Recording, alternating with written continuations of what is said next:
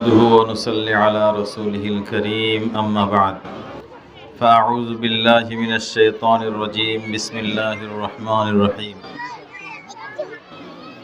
هو الذي بعث في الأميين رسولا منهم يتلو عليهم آياته ويزكيهم ويعلمهم الكتاب والحكمة وإن كانوا من قبل لفي ضلال مبين আল্লাহ তাআলার অশেষ মেহেরবানি যে আল্লাহ তাআলা আজকের এই আয়োজিত অনুষ্ঠানে ছাত্র ছাত্রী অভিভাবক অভিভাবিকা এবং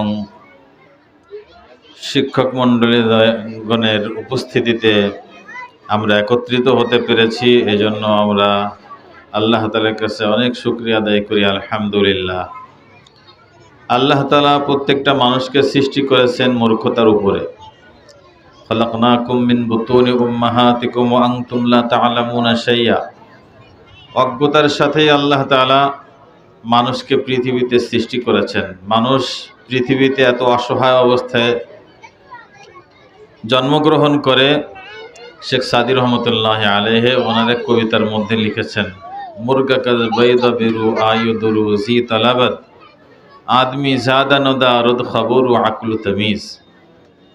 একটা মুরগির বাচ্চা ডিম থেকে বের হয়ে তার খাবার দাবার খুঁটে খেতে পারে। তার মাকে সে চেনে, তার মার ইশারাগুলো বোঝে। চিল শকুন দেখে যখন সে আওয়াজ দেয়, কোন আওয়াজে পালাতে হবে সেটাও বোঝে, কোন আওয়াজে মায়ের ডানার নিচে আসতে হবে সেটাও বোঝে। দৌড়ঝাঁপ করে, আত্মরক্ষাও বোঝে। তো একটা মুরগির বাচ্চা ডিম থেকে বের হয়ে তার প্রয়োজনীয় সব কিছুই বোঝে, কিন্তু মানুষ সবচাইতে দামি হওয়া সত্ত্বেও সবচাইতে অসহায়। জন্মের পর সে কিছুই বোঝে না। কারণ হলো কোরআনে কারীমের মধ্যে আল্লাহ তাআলা বলেছেন যে আমি এদেরকে জাহালাতের উপরে সৃষ্টি করেছি, অন্তরটা খালি থাকে। আর আল্লাহ তাআলার নিজাম হলো এরকম। কোরআনে কারীমের মধ্যে আল্লাহ তাআলা বলেন, ওয়া আয়াতুল লাহুমুল লাইলু নাসলাখু মিনহুন নাহার ফাইযা হুম মুজলিমুন।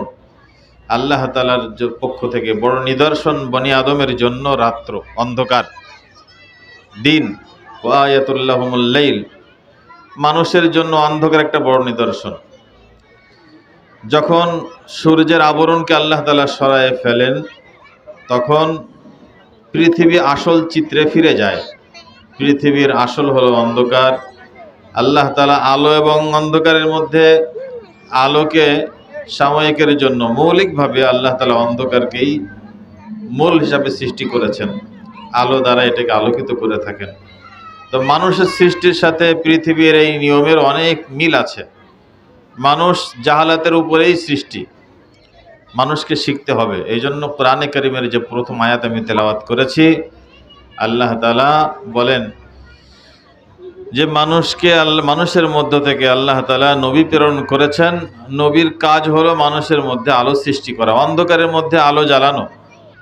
ইয়াতলু আলাইহিম আয়াতিহি ওয়া ইযাক্কিহিম ওয়া ইউআল্লিমুহুমুল কিতাবা ওয়াল হিকমা।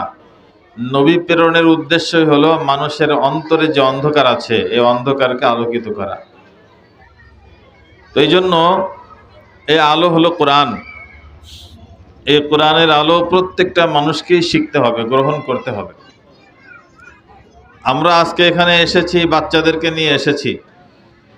বাচ্চাদের দায়িত্ব আমরা পালন করতেছি, পালনের জন্য এখানে এসেছি। কিন্তু আমরা আমাদের দায়িত্ব থেকে মাফ হয়ে যায় না, পরিত্রাণ পাইনি। প্রত্যেকটা মানুষের জন্যই জরুরি হলো যে প্রত্যেকটা মানুষ যারা দুনিয়াতে মানুষ হিসাবে সৃষ্টি করেছেন, প্রত্যেকটা মানুষের সর্বপ্রথম দায়িত্ব হলো সে কোরআনে কারীমের বিশুদ্ধ তেলাওয়াত শিখবে।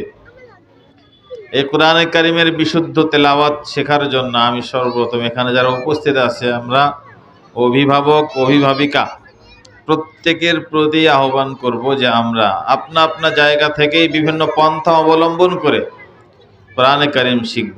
কেননা প্যারে হাবিব সাল্লাল্লাহু আলাইহি ওয়াসাল্লাম বলেছেন, কোরআন যে অন্তরের মধ্যে সংরক্ষিত থাকে না, সে অন্তর হলো উজাড় ঘরের মতন, বিরান ঘরের মতন। কালবাইতিল খারিব, বিরান ঘরে যেমন সাপ বিচ্ছু পোকামাকড় বিভিন্ন রকমের হিংস্র কীটপতঙ্গ জায়গা নেয়, ঠিক তেমনইভাবে কোরআন মুক্ত দিল, কোরআন মুক্ত অন্তর হিংসা বিদ্বেষ নাফরমানি গুনাহ বিভিন্ন রকমের না গুনাহের মধ্যে, অশ্লীলতার মধ্যে লিপ্ত থাকে এবং এই সমস্ত অশ্লীলতার আশ্রয় কেন্দ্র হয়ে যায় কোরআন মুক্ত অন্তর।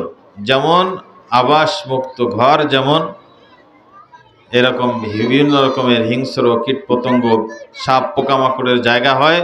যে অন্তরের মধ্যে কোরআন থাকে না, সে অন্তরের মধ্যেও নানাবিধ বদ্দিনী, বেদিনী, ফিস্কো, ফুজুরি এগুলো এসে অবস্থান নেয়। এই জন্য আমরা সর্বপ্রথম আমাদের এই অন্ধকার অন্তরকে কোরআনের আলো দ্বারা আলোকিত করব। দ্বিতীয় নম্বর হলো, আমরা আমাদের বাচ্চাদের আসলেই কিন্তু যাত্রা শুরু করেছি, এটা কিন্তু শুরু মাত্র, আমাদের মনে রাখতে হবে এর শেষ অনেক দূর পর্যন্ত। এজন্য বাচ্চারা মূলত পরিবেশের অনুগামী হয়ে থাকে সবসময়। এটা আল্লাহ তাআলা হাদিসে কুদসির মধ্যেও বলেছেন, কুল্লু মাউলুদিন ইউলাদু আলাল ফিতরা ফাআবাওয়াহু ইউহাব্বিদানিহি ওয়া ইউমাজ্জিসানিহি ওয়া ইউনাসসিরানিহি আও কামা ক্বালা আলাইহিস সালাতু ওয়াসসালাম। প্রত্যেক নবজাতক ইসলামী স্বভাবের উপরেই পৃথিবীতে ভূমিষ্ঠ হয়, কিন্তু পরিবেশ কাউকে ইহুদি বানায়, কাউকে খ্রিস্টান বানায়, কাউকে মূর্তি পূজক বানায়, কাউকে হিন্দু বানায়। এটা কিন্তু আমাদের বিবেকের উপরে রাসূল সাল্লাল্লাহু আলাইহি ওয়াসাল্লাম এবং আল্লাহ তাআলার পক্ষ থেকে অনেক বড় একটা গুরুত্বপূর্ণ কথাকে চাপিয়ে দেওয়া হয়েছে। আমরা শুধু এতটুকু যথেষ্ট মনে করি যদি, তাহলে অনেক বড় বোকামি হবে যে আমরা মাদ্রাসায় দিয়েছি, আমাদের দায়িত্ব শেষ। না, রাসূল সাল্লাল্লাহু আলাইহি ওয়াসাল্লাম তো ভিন্ন কথা বলেছেন। রাসূল সাল্লাল্লাহু আলাইহি ওয়াসাল্লাম বলেছেন, তোমাদের পরিবেশ যেটা, এখানে আসলে ইহুদ, নাসারা, অগ্নিপূজক এটার উদ্দেশ্য না, শুধুমাত্র পরিবেশ বোঝানো উদ্দেশ্য। যে পরিবেশে যে শিশু বেড়ে ওঠে, সেই পরিবেশের অনুগামী হয়ে ওই শিশু তার জীবনকে অগ্রগামী করে, অগ্রসর করে। এই জন্য আমরা শুধুমাত্র মাদ্রাসায় দিয়েছি এতটুকু আমাদের দায়িত্ব শেষ না। এটা আমাদের অনেক বড় একটা দায়িত্ব পালন করেছি ঠিক, কিন্তু সব সময় এই বাচ্চা দিনের উপরে চলার জন্য, সুন্নতের উপরে চলার জন্য, তার পড়ালেখার পরিবেশ অনুকূলে রাখার জন্য যা যা প্রয়োজন সব সময় এগুলো তার পাশে এই পরিবেশকে সবসময় সচল রাখতে হবে। এজন্য আমাদের অগ্রণী ভূমিকা পালন করতে হবে। আমরা এই শিশুকে মননশীল করে তোলার জন্য তার মনের চাহিদাকে বুঝতে হবে। এই সময় এই শিশুকে কেমনে আগে বাড়ানো দরকার, কি কি করা দরকার, সেগুলো করতে হবে। গুনাহ মুক্ত পরিবেশ শিশুর জন্য উপহার দিতে হবে, গাফলাত মুক্ত পরিবেশ শিশুকে উপহার দিতে হবে। দেখেন হাদিসের মধ্যে আসছে, আমি অল্প সময়ের মধ্যে শেষ করে দিব। রাসূল সাল্লাল্লাহু আলাইহি ওয়াসাল্লাম বলেছেন, যখন মানুষ গুনাহ করে তো অন্তরের মধ্যে কালো দাগ পড়ে, আবার গুনাহ করে কালো দাগ পড়ে, আস্তে আস্তে অন্তরটা পুরো কালো কুচ্ছি হয়ে যায়। তো মানুষ এমনই, বাচ্চাদের কোমল হৃদয়, এই কোমল হৃদয়, স্বচ্ছ হৃদয়, এটাকে গাফলাত মুক্ত পরিবেশ এদেরকে উপহার দিতে হবে। এই জন্য আমাদের সচেষ্ট থাকতে হবে, সহযোগিতা করতে হবে বাচ্চাদেরকে। চোখের গুনাহ, যদিও তাদের এখন গুনাহ লেখা হয় না, কিন্তু অভ্যেসটা নষ্ট হয়। তাদের মেধার ভেতরে এগুলোর প্রভাব পড়ে, গুনাহের প্রভাব পড়ে।